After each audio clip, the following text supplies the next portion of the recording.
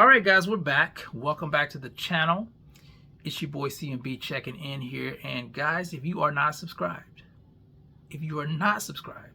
make sure you subscribe to the channel. Make sure you hit that bell icon for post notifications when I drop new content. So let's talk about it. I got a question for you guys. How do you feel? How do you feel about Devin Haney making his return to the ring this year? How do you feel about that?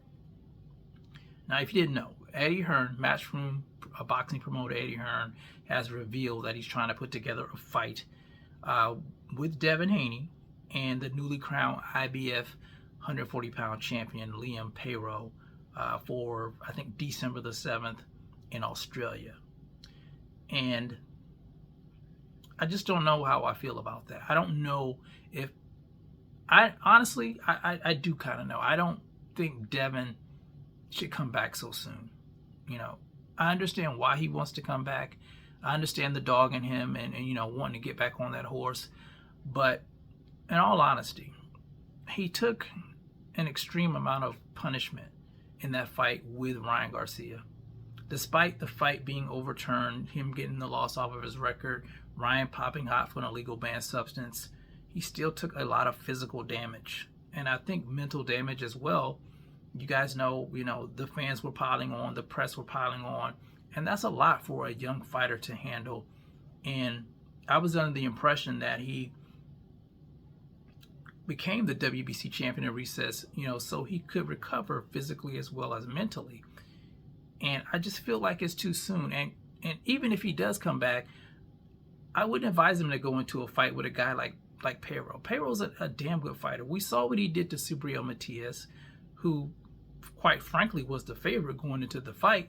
I think it was 7-1 in favor of Matias, but he was able to dismantle Matias in that fight and win that fight by unanimous decision. The kid can box. He's got respectable power. He's got good footwork. He's an undefeated fighter. He's a southpaw. So yeah, I would say that, he would be a tough nut to crack for Devin Haney coming back off of, that performance he had with Ryan Garcia.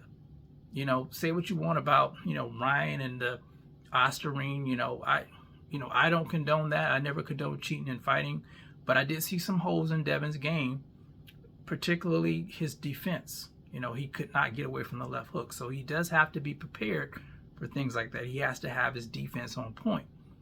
And I just think if he does come back, maybe he should take a lighter touch first before jumping back in the ring with a champion on the level of Paro. I think he also KO'd Montana Love in the fight before the Matias fight. So he's not an easy win, in my opinion. And I do respect Devin, because Devin, like I said, he always runs towards the smoke. He went from being the so-called email champion at 135 to becoming the undisputed champion at 135 pounds. There's a lot to respect there. He's done a lot in the sport, and I think we forget that sometimes because, it's easy to pick on Devin because of what happened to him in the Ryan fight. He was the favorite to win the fight, and although, they overturned the fight, he lost the fight that night in the ring. But Ryan messed everything up because he was on performance-enhancing drugs. So that was Ryan's fault.